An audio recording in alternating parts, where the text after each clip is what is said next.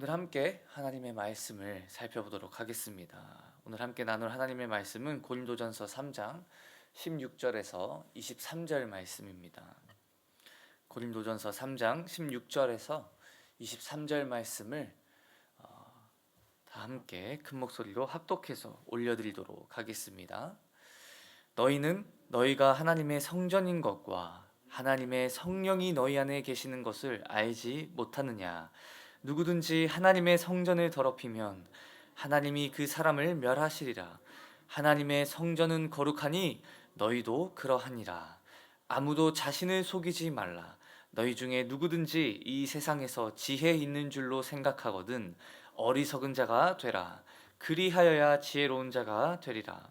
이 세상 지혜는 하나님께 어리석은 것이니 기록된 바 하나님은 지혜 있는 자들로 하여금 자기 꾀에 빠지게 하시느니라 하였고, 또 주께서 지혜 있는 자들의 생각을 헛것으로 아신다 하셨느니라. 그런즉 누구든지 사람을 자랑하지 말라. 만물이 다 너희 것임이라. 바울이나 아볼로나 게바나 세게나 생명이나 사망이나 지금 것이나 장래 것이나 다 너희의 것이요 너희는 그리스도의 것이요 그리스도는 하나님의 것이니라. 아멘. 함께 읽은 고린도전서 3장 16절에서 23절 말씀을 가지고 하나님의 성전이라는 제목으로 함께 은혜를 나눠보고자 합니다. 저희가 성경을 읽다 보면 성경에서는 참 여러 가지 비유로 우리 예수님을 구주로 영접하고 믿은 그런 그리스도인들의 정체성이 어떤 것인지에 대해 설명하는 장면들이 여러 가지가 있는 것을 저희가 발견할 때가 종종 있습니다.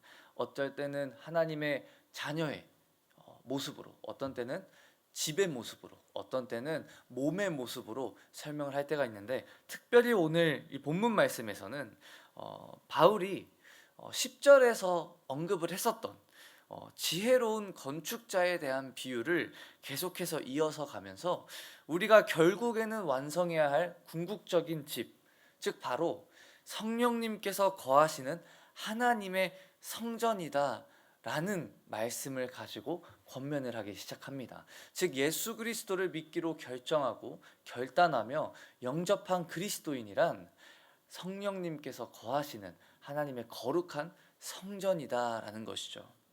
그래서 16절과 17절을 보시게 되면 사도 바울은 이렇게 명확하게 고린도 성도들에게 이렇게 말씀하고 있습니다. 너희는 너희가 하나님의 성전인 것과 하나님의 성령이 너희 안에 계시는 것을 알지 못하느냐? 누구든지 하나님의 성전을 더럽히면 하나님이 그 사람을 멸하시리라. 하나님의 성전은 거룩하니 너희도 그러하니라. 아멘. 사도 바울은 지금 고린도 성도들에게 편지를 쓰고 있을 때 특히 이 교회 안에 여러 가지 문제, 또 다툼과 분열, 분쟁, 시기, 미움, 질투들이 지금 넘쳐나고 있는 이 문제들을 해결하는 지금 해결법에 대한 편지를 쓸 때 교회 공동체를, 이 교회 안에 이 공동체가 무엇인지, 또 교회가 무엇인지에 대한 바른 인식을 가지길 원했다라는 것이죠. 그래서 17절에 보시게 되면 하나님의 성전은 거룩하니 너희도 그러하니라 라고 말씀하고 있습니다. 저희가 한국어도 그렇지만 어떤 것을, 똑같은 것을 반복해서 말하고 대칭을 이루면서 말을 할 때는 이 지금 내가 말하고 있는 거를 강조하고 싶어서 그렇게 말을 할 때가 많습니다. 그런 것처럼 이때 고대 헬라어에서는 특히 이 글로 어떤 내용들을 전할 때 같은 단어를 반복하고 또 대칭을 이뤄서 이것도 이렇게 돼 있는데 저것도 그렇다라는 이런 대칭을 이루는 구조로 반복하면서 기록할 때는 지금 그 어떤 것보다도 지금 이 내용을 강조하고 싶다라는 의미를 내포하고 있습니다. 그래서 지금 사도 바울은 어떤 것을 지금 고린도 성도들에게 전하고 있냐면 하나님의 성전은 거룩하고 하나님의 성전인 너희들도, 성도들도 거룩해야 된다라는 것을 그 어떤 것보다도 강조하며 이야기를 해주고 있다라는 것이죠. 그리고 지금 우리에게도 동일한 말씀을 사도 바울은 권면하고 있는 줄 믿습니다. 하나님의 교회가 일정한 지역과 장소를 뛰어넘는 개념임을 지금 성도들에게 알려주고 있다는 것이죠. 저희가 가끔씩 오해할 때가 있습니다. 우리가 교회라는 이 단어를, 특별히 이 건물을 또 교회라고 저희가 지칭을 하다 보니 교회란 어떤 장소 또는 특정한 건물이라는 개념을 저희가 가질 때가 있을 수가 있는데, 똑같이 지금 이 고린도 교회, 이 고린도라는 도시에서 예수님을 믿기로 결단하며 나아가던 사람들의 대다수는 유대인들이 아닌 이방인들이었던 것이죠. 그렇기 때문에 그들은 하나님의 교회를 그들이 과거에 섬겼던 이방 신전 정도의 의미로 생각을 하고 있었다라는 것입니다. 그래서 그들에게는 이 교회란 그저 그들이 믿고 있는 그 신을, 그 하나님이라는 신을 예배하고 섬기고 제사 드릴 수 있었던 어떤 신전과도 같은 장소적인 개념을 가지고 있었다라는 것이죠. 그렇기 때문에 사도 바울은 지금 교회란 그런 건물을 의미하는 것이 아니라 하나님의 그 거룩함의 가치를 유지하며 간직하려고 애써 힘쓰는 그 함께 모여 예배하는 성도들의 거룩한 모임이다라는 것을 다시 한번 언급하고 있다라는 것입니다. 예수 그리스도를 구주로 영접한 그리스도인들은 성령님께서 거하시는 거룩한 성전이 되고 그 안에 성령님께서 거하시는 줄 믿습니다. 아멘이십니까? 그렇기 때문에 그 모임 안에 성령님께서 거하실 때 비로소 우리는 참된 그 교회의 모습을 회복할 수 있고, 참된 교회의 모습으로 우리가 나아가며 하나님께서 원래 의도하셨던 거룩한 그 모습으로 우리가 세워져 나갈 수 있다라는 것입니다. 지금 사도 바울은 그것을 강조하고 싶었다라는 것이죠. 우리는 하나님의 성전이고 성령님께서 거하시는 집이며 하나님께서 거룩하니 우리도 그러하다라고 지금 강조하고 있다라는 것입니다. 그렇다면 하나님께서 의도하셨던, 즉 그 거룩한 모습, 성령님께서 함께 하시는 그 공동체, 교회의 모습은 어떠한 모습이 있을까라는 질문을 하게 됩니다. 쉽게 제가 이거를 묵상하며 한 문장으로 표현을 해보자면, 하나님께서, 성령님께서 함께 하시는 이 공동체의 특징은 바로 성도들이 성령님의 도우심으로 예수 그리스도의 권능과 은혜를 깨닫고 경험하는 공동체라는 것입니다. 성령님께서 하시는 여러 가지 일들과 역할들 중에 제일 두드러지는 것이 바로 우리로 하여금 그 하나님의 사랑, 그 예수 그리스도를 통해 우리에게 부어주신 그 은혜를 깨닫게 하는 것인 줄 믿습니다.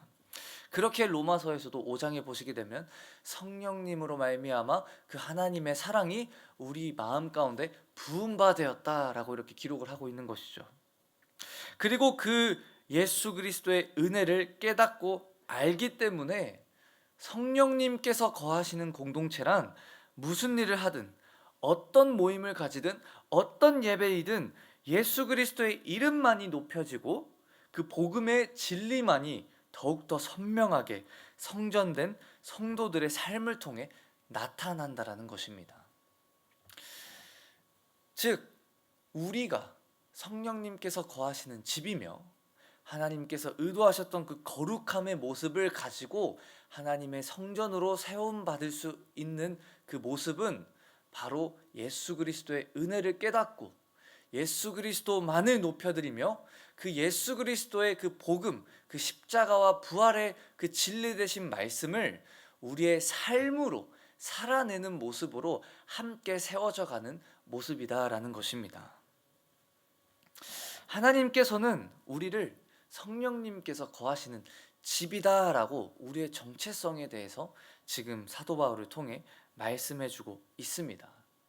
하지만 사랑하는 성도 여러분, 그 집의 정체성, 즉 그 집이 어떤 집인지를 제일 잘 알려주는 것은 바로 누가 그 안에 거주하고 있냐에 달려 있는 것 같습니다. 제가 지난 한 주간 제 아내 은지 사모와 함께 일주일 동안 휴가를 좀 이렇게 다녀왔습니다.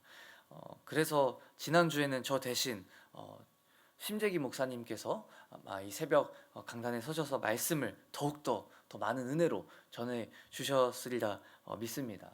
근데 그 일주일 그 휴가 가운데 저희가 아무래도 넉넉지 않은 어떤 그런 상황에서 휴가를 계획하고 가려고 하다 보니 어떻게 하면 경비를 제일 좀 절약할 수 있을까라고 저희가 생각을 해봤을 때 우리가 좀 자고 지낼 숙소에서 숙소 비용에서 조금 절감을 하면 그래도 좀 많이 우리가 세이브를 할 수 있겠다라는 생각에 숙소를 좀 엄청 좋은 그런 호텔들이나 뭐 이렇게 에어비앤비 같은 그런 숙박 시설로 간 게 아니라 조금 타협을 하면서 좀 이렇게 편하게 그냥 지낼 수만 있는 그런 곳으로 저희가 갔다 왔습니다.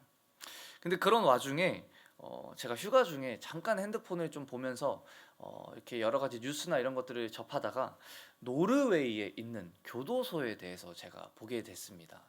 노르웨이는 이 범법자들 또는 죄를 지은 이런 사람들의 어떤 인권들을 좀 중요시 여기면서 특별히 좀 이런 사람들이 다시 한번 이 사회에 적응할 수 있도록 좀 변화될 수 있도록 하는 그런 방향성의 취지에 맞춰서 이 교도소 또한 그렇게 지어졌다라고 합니다. 그래서 사진을 봤는데 깜짝 놀랐습니다. 제가 지내고 있는 숙소보다 더 좋은 모습을 보고 야, 교도소가 지금 우리가 휴가로 와 있는 숙소보다 더 좋구나. 왜냐면 노르웨이는 어떤 교도소 같이 이렇게 철장이 있는 그런 건물이 아니라 그냥 이렇게 거주하는 레지덴셜 에리아 그런 지역에서 되게 이쁜 집이더라고요. 그러니까 그 안에 있을 거 다 있고 뭐 방도 두세 개 있고 TV도 있고 거실도 있고 소파도 있고 또 침대도 보니까 되게 큰 사이즈인 것 같고 그러니까 되게 누가 봐도 여기는 그냥 휴가차 이렇게 놀러 나온 어떤 별장처럼 보일 정도로 너무 좋은 어떤 그런 그러니까 사도 바울이 아마 로마에서 이렇게 가옥에서 이렇게 갇혔던 것처럼 구금이 됐던 것처럼 집 안에 이렇게 범죄자들이 범법자들이 이렇게 지내고 있는 모습이다라고 제가 그걸 봤습니다. 그래서 처음에는 참 이런 사람들도 이렇게 좋은 집에서 살면서 이렇게 지내는데 처음 속에서는 솔직히 그런 좀 생각이 올라왔습니다. 하지만 또 반대로 생각을 해봤는데 그런데 아무리 집이 좋아 보이고 아무리 그 안에 숙소가 시설이 잘 돼 있더라도 결국 그 안에 이 범죄자가 살고 있다라는 것을 사람들이 보게 되면 과연 저 집이 나도 저렇게 살고 싶다라는 생각을 하게 될까라는 생각을 하게 됐습니다. 그냥 아무리 조금 좀 더 좀 이렇게 시설이 좋지 않아도 자유인의 몸으로서 하고 싶은 걸 하고 또 편하게 살아가는 게 더 좋지 않겠나라는 생각을 결국에는 하게 됐습니다. 그런 것처럼 집이 얼마나 좋게 지어지고 아무리 외형적으로 그 집이 이렇게 잘 꾸며졌다 할지라도 그 안에 거주하는 그 사람이 어떤 사람이냐에 따라 그 집의 정체성이 정해진다라는 것이죠. 즉 성령님께서 거하시는 집이라는 지금 이 이야기는 다른 말로 우리라는 이 외형적으로 우리가 가꾸고 드러내며 신앙생활하고 교회생활하는 이런 것들이 중요한 것이 아니라 우리가 얼만큼 예배를 나가고 우리가 얼만큼 하루에 몇 시간을 기도를 하고 우리가 얼만큼 헌금을 내고 우리가 얼만큼 높은 직분을 받아서 우리의 겉의 모습을 화려하게 치장하는 게 중요한 것이 아니라 우리 인생을 성령님의 인도하심과 성령님의 성품에 합당한 삶으로 꾸며나가고 있는지를 돌아봐야 된다라는 것입니다. 이것이 바로 사도 바울이 말하는 하나님의 성전은 거룩하고 그렇다면 성도들도 거룩하다는 말의 의미라는 것이죠. 이러한 권면의 메시지는 교회를 하나 되지 못하게 하고 오히려 자신들의 이익을 위해서만 행동하며 교회를 더럽히고 무너뜨리고 있었던 그 고린도 성도들에게는 어떻게 보면 되게 엄중한 경고의 메시지로 다가갔을 것입니다. 그리고 동시에 지금 우리의 모습은 고린도 교회 성도와 비교했을 때 어떤 모습인지 돌이켜보게 해주시는 권면의 말씀으로 우리에게도 다가오는 줄 믿습니다. 물론 지금 우리 교회는 리더들에 따라서 나뉘어지고 분열되고 이런 모습이 없을지라도 우리가 지금 우리의 모습을, 우리가 하나된 모습으로 연합된 공동체로서 이 하나님의 교회를 세워나가야 되고, 거룩한 모습으로 성령님께서 거하시는 공동체, 집으로서 우리가 세워나가야 하는데, 우리가 지금 교회에 오는 이유와 이 교회라는 공동체 안에서 내가 추구하며 사모하는 것이 과연 성령 하나님의 그 성품을 인하여서 하나님을 위한 것인지, 아니면 그저 나를 위한 것인지를 돌아보는 축복이 있기를 소망합니다. 교회를 다니는 목적이 지친 마음을 위로받고, 내가 원하는 관계 속에서 나의 만족감을 느끼고, 내가 원하는 어떤 나의 종교 생활, 신앙 생활 속에서 그 행동들로 인해서 내가 무언가를 마치 하나님을 위해서 했다는 듯한 그런 만족감을 느끼거나, 또는 내가 원하는 그런 위치에서 나의 명예, 나의 어떠함을 드러내는 그런 만족감만을 느끼는 정도에 그쳐서는 안 된다라는 것이죠. 성령님께서 주시는 그리스도에 대한 확신을 가지고 우리의 삶으로, 우리의 안에서부터 변화가 일어나며 결단이 일어나며, 그 결단들이 드러날 수밖에 없는 우리의 삶으로 세상에 그리스도를 전하는 부르심을 받은 자로서 그 복음을 살아내는 것이 바로 성령님께서 우리 안에 거하시며 우리가 이 땅 가운데 교회를 세울 수 있는 방법이라는 것입니다. 그렇기에 우리를 그냥 교회로 부르시는 것이 아니라 성령님께서 거하시는 집으로 부르시는 줄 믿습니다. 하나님의 부르심을 입은 하나님의 백성이 된 우리는 그 하나님의 성전임을 얼마나 깊이 인식하고 오늘 하루를 살아가고 있는지를 우리 스스로에게 물어봐야 된다는 것이죠. 우리의 행동은 성전을 세우기보다 오히려 허무는 일이 많지는 않은지, 우리는 과연 십자가에 달리신 그리스도라는 그 터에 어울리는 재료로 교회를 세우고 있는지, 아니면 오히려 허물고 있는지를 돌아봐야 한다는 것입니다. 그렇기에 사도 바울은 우리에게 우리가 하나님의 성전으로서 조심해야 할 두 가지에 대해서 언급을 합니다. 18절과 19절에 보시게 되면 이렇게 말씀하고 있습니다. 아무도 자신을 속이지 말라. 너희 중에 누구든지 이 세상에서 지혜 있는 줄로 생각하거든 어리석은 자가 되라. 그리하여야 지혜로운 자가 되리라. 이 세상 지혜는 하나님께 어리석은 것이니 기록된 바 하나님은 지혜 있는 자들로 하여금 자기 꾀에 빠지게 하시느니라 하였고, 지금 18절에서 19절 말씀에 보시게 되면 사도 바울은 제일 먼저 첫 번째 세상의 지혜를 조심하라 라고 권면합니다. 우리는 세상의 지혜에 미련해져야 한다라고 말씀하고 있습니다. 왜냐하면 이 세상의 지혜, 즉 세상의 방식과 세상의 가치와 세상에서 말하는 성공이 아무리 좋아 보여도 결국에는 이 모든 것은 그저 자기 꾀에 빠지게 한다라고 지금 사도 바울은 권면하고 있다라는 것이죠.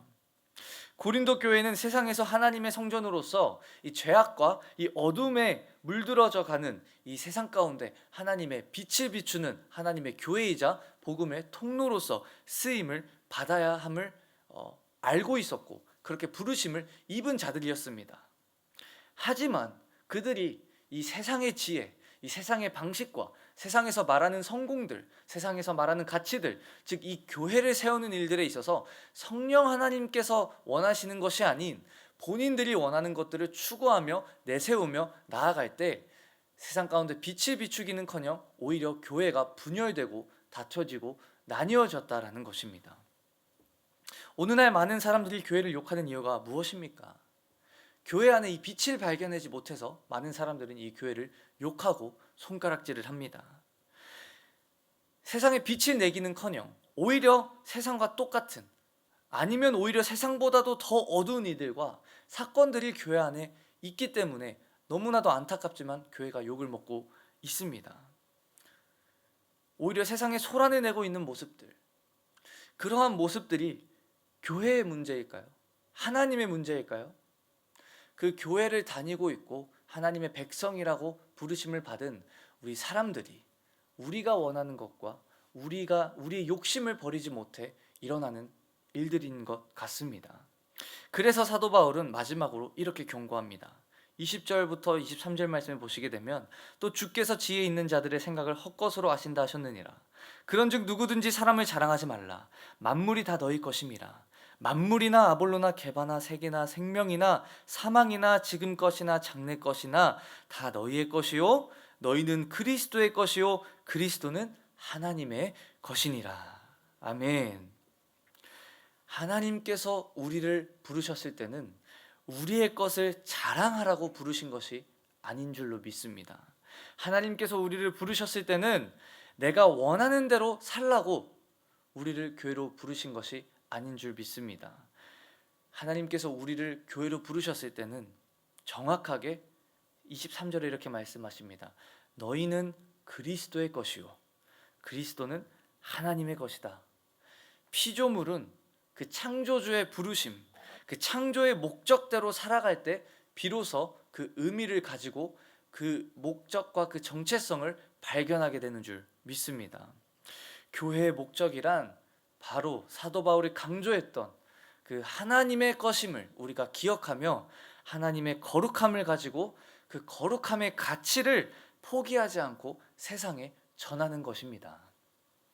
우리를 구원하시는 그 십자가, 그 은혜의 메시지가 우리에게 오늘도 선포되어지고 있는 줄 믿습니다. 그리고 그 그리스도의 은혜만을 우리가 가지고 선포하며 나아가는 것이 바로 우리 안에 거하시는 성령님의 그 권능과 그 능력에 힘입어 교회를 세워나가는 길인 줄 믿습니다. 이 복음의 능력은 우리의 삶을 변화시키는 줄 믿습니다.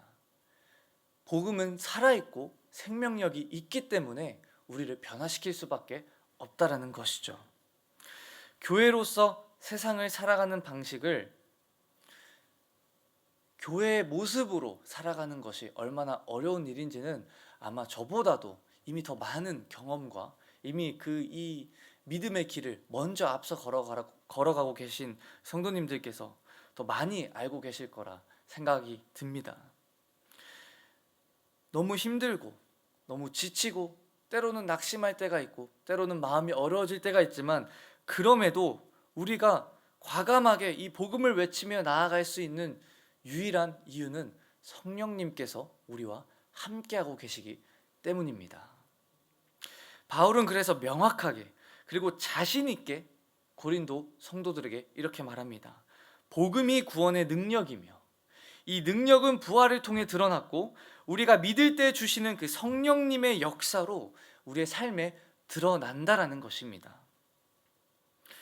그렇게 사랑하는 성도 여러분, 오늘 우리의 삶이 하나님의 성전으로서 성령님께서 거하시는 집으로서 그 거룩함의 가치를 드러내는 하루가 되시기를 주님의 이름으로 축복드립니다. 우리는 이런 놀라운 역사를 일으키시는 성령님께서 우리와 함께 하시고 그렇게 참된 교회의 모습이 되어져서 예수 그리스도의 이름만을 높이고 오늘 내 하루가 내가 원하는 것을 이루는 하루가 아니라 하나님께서 원하시는 것을 이루는 하루가 되고 오늘 내 일상이 내가 나의 이름을 높이고 나를 드러내며 내가 점점 더 높아지는 자리에 나아가는 일상이 아니라 오직 우리 안에 거하시고 내주하시는 그 성령 하나님께서 감동을 주시는 대로 하나님이 높아지시고 예수 그리스도의 이름만을 높여드리는 그런 일상이 되시기를 주님의 이름으로 축원드립니다. 그렇게 성령님의 다스림 안에서 이 땅의 것, 작은 것에 욕심을 내는 것이 아니라 그 거룩함의 가치를 그 어느 것보다도 귀하게 여기시며 이루어 나가는 오늘 하루가 되시기를 주님의 이름으로 축원드립니다. 함께 기도하겠습니다.